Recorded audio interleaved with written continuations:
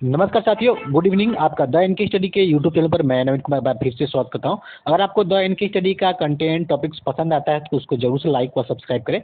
और आप the N K study के टेलीग्राम चैनल से जुड़ना चाहते हैं तो उसका लिंक इस वीडियो के डिस्क्रिप्शन बॉक्स में उपलब्ध है। साथ ही साथ कमेंट बॉक्स में पिन किया हुआ है, वहां जाके आप द एनके स्टडी के टेलीग्राम चैनल से जुड़ सकते हैं। तो फिलहाल इस वीडियो में हम बात करने वाले हैं बीपीएससी टीआरई 3.0 के बारे में। और बिहार पुलिस मुख्यालय द्वारा एक रिपोर्ट दी गई है, एक जानकारी प्रदान की गई है प्रेस विज्ञप्ति के माध्यम से कि टीआरई 3 के को लेकर कि उसमें लीक किस तरह हुआ, किस तरह से क्या क्या हुआ, तो उसके बारे में हम देखेंगे। उससे पहले चैनल पर नए हैं तो उसको एक लाइक और सब्सक्राइब जरूर कर दें। तो प्रेस विज्ञप्ति बिहार पुलिस मुख्यालय द्वारा जारी किया गया है, जिसमें बताया गया कि बीपीएससी द्वारा आयोजित शिक्षक भर्ती परीक्षा में अभ्यर्थियों को परीक्षा से पूर्व प्रश्न पत्र एवं उत्तर लीक करने वाले अपराधियों के गिरोह का उद्भेदन एवं कृत कार्रवाई के संबंध में है।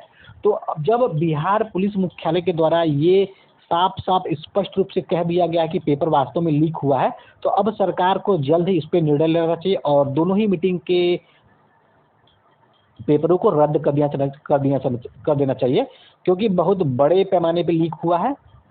तो क्या है न्यूज़ और क्या है इस विज्ञप्ति में, उसको देख लेते हैं।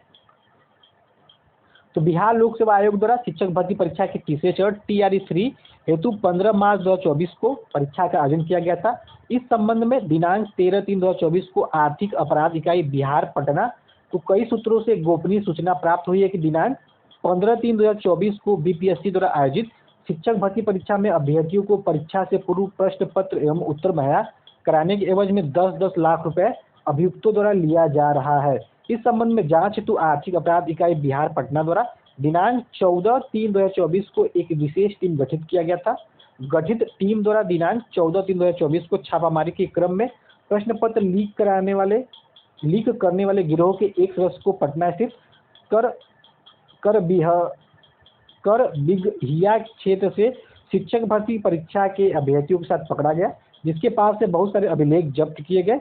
गिरफ्तार किए गए अभ्यर्थियों को पूछताछ हेतु आर्थिक अपराध इकाई लाया गया। पूछताछ के दौरान उन लोगों के द्वारा गिरोह के अन्य सदस्यों के बारे में बताया गया कि उनके द्वारा सैकड़ों की संख्या में अभ्यर्थियों को कई स्कॉर्पियो गाड़ी एवं बस से लीक प्रश्न पत्र का उत्तर याद करवाने रटवाने से झारखंड ले जाया गया है।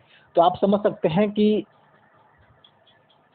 किस तरह से इतनी बड़ी लीक हुई है एग्जाम में, कि अभ्यर्थियों को स्कॉर्पियो गाड़ी या फिर बस के माध्यम से प्रश्न पत्र का उत्तर याद करवाने रटवाने हेतु झारखंड ले जाया गया था। तो ये महज एक झांकी है, क्योंकि पूरा हो सकता है कि पूरा बिहार में जगह जगह ऐसी ही वानगी आपको देखने को हो सकता है कि ऐसी देखने को मिलेगी, क्योंकि ये एक जगह का मामला है। अगर इस पे स्पष्ट रूप से सही तरीके से अगर छानबीन की जाए, जांच की जाए, तो पूरा जो है दूध का दूध पानी का पानी हो जाएगा और स्पष्ट रूप से जो बातें सामने आ जाएगी। और इतना जो है कि किसी एग्ज़ाम को रद्द करने के लिए पर्याप्त होते हैं।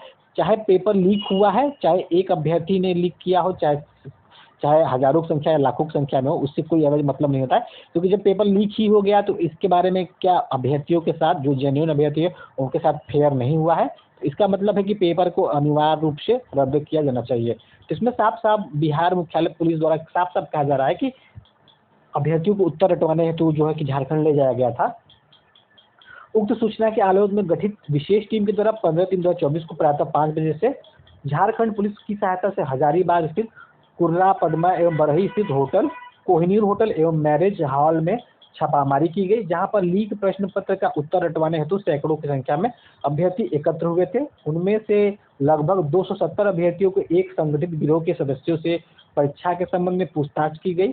संगठित गिरोह के सदस्यों से पूछताछ के क्रम में बताया गया कि एक अन्य अभियुक्त द्वारा उनको शिक्षक भर्ती परीक्षा के तृतीय चरण के प्रश्न पत्र पेन ड्राइव में दिनांक 14/3/2024 को ही प्राप्त करा दिए गए थे, जिसे उन लोगों के द्वारा प्रिंट निकालकर अभ्यर्थियों को अलग अलग समूहों में उत्तर याद करवाने हेतु उपलब्ध कराया गया था। छापामारी के क्रम में गिरोह के सदस्यों के पास से शिक्षक भर्ती के तृतीय चरण के परीक्षा से संबंधित विभिन्न प्रश्न पत्र प्राप्त हुए, जिसको विधिवत जब्ती सूची बनाई गई है।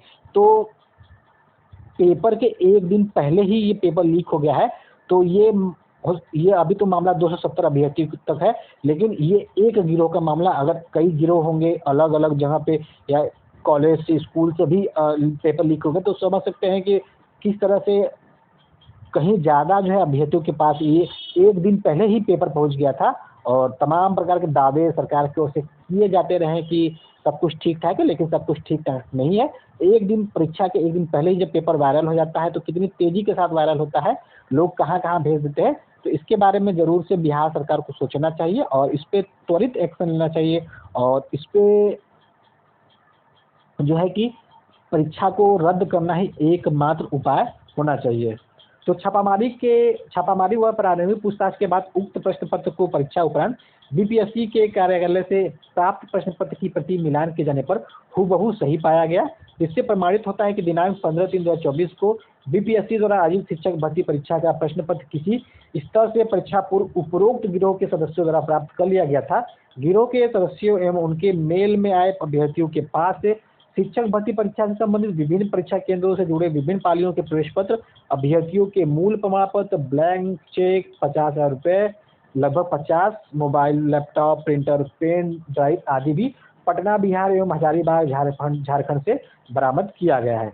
अभी तक के जांच एवं अनुसंधान से यह तथ्य प्रकाश में आया है कि संगठित गिरोह के मेल में आकर अभ्यर्थी लाभान्वित होकर गैर कानूनी तरीके से परीक्षा में उत्तीर्ण होना चाहते थे। साथ ही यह तथ्य भी प्रकाश में आया है कि अभ्यर्थियों से प्रति अभ्यर्थी 10 लाख रुपए लेकर उन्हें परीक्षा पूर्व प्रश्न पत्र उत्तर सहित उपलब्ध कराया गया, जिसका अभिलेखी साक्ष्य पाया गया है। इस कोड का अनुश्रवण आर्थिक अपराध इकाई बिहार पटना के वरीय स्तर पर किया जा रहा है। इस संबंध में आर्थिक अपराध इकाई बिहार पटना थाना कान संख्या बिहार परीक्षा नियंत्रण अधिनियम 1981 तथा 66 IT एक्ट 2000 दर्ज कर अग्रतर अनुसंधान एवं विधि सम्मत कार्रवाई किया जा रहा है। तो किस प्रकार से आप देख सकते हैं कि जो भी बातें थी वास्तव में वो सामने आ चुकी है और जब सामने आ ही चुकी है और अभ्यर्थियों ने जो है कि ऐसा कृत्य किया है और पेपर लीक हुआ है, कई हजार लोगों तक पहुंचा होगा, लाखों लोगों तक पहुंचा होगा, क्लास 1 to 5, क्लास 6 to 8, यानी कुल मिला के बात यही है कि अब जो है कि सरकार को डिसीजन लेना चाहिए। चुनावी माहौल है, सरकार इस माहौल में अभ्यर्थियों के हित में फैसला लेना चाहिए और जल्द से जल्द इसको रद्द करना चाहिए और फिर से री एग्ज़ाम का डेट जो है कि अनाउंस कर देना चाहिए। चाहे जो है कि अभी तो आचार संहिता लग गया है, लेकिन इसमें एग्ज़ाम कराए जा सकते हैं या फिर अगर सरकार चाहती है तो एग्ज़ाम चुनाव के बाद कराएं या फिर चुनाव के पहले कराएं, लेकिन अभ्यर्थियों को बता दे, रद्द कर दे, एग्ज़ाम डेट फिर से अनाउंस कर दे। तो फिलहाल सारी बातें हैं पुलिस मुख्यालय द्वारा प्रेस विज्ञप्ति के माध्यम से सारी बातें जो है कि उल्लेखित कर दिया गया है। अब जब बिहार पुलिस मुख्यालय द्वारा ही सारी बातें कही जा रही हैं तो अब और किसी ठोस साक्ष्य की आवश्यकता नहीं है, क्योंकि बिहार सरकार के अंतर्गत ही गृह विभाग पुलिस आता है। तो अब जो है कि जब बिहार सरकार एक तरफ से अब ये मान चुकी है कि नहीं ये पेपर लीक हुआ है, तो अब मुख्यमंत्री जी को इसके बारे में तुरंत जो है घोषणा कर देना चाहिए कि हमने पेपर को रद्द कर दिया है और आने वाले 1-2 माह में 3 माह में इसका एग्ज़ाम कराया जाएगा। तो फिलहाल न्यूज़ यही है। अगर आपको ये पसंद आता है इसको ज़रूर से लाइक करें। जाते-जाते अगर आप दैन की स्टडी के टेलीग्राम चैनल जुड़ना चाहते हैं तो उसका लिंक वीडियो में उपलब्ध है, आप वहाँ जाके जोड़ सकते हैं। तो फिलहाल इस वीडियो में बस इतना ही। मिलते हैं अगले वीडियो में। बने रहिए दैन की स्टडी के साथ। बहुत बहुत धन्यवाद।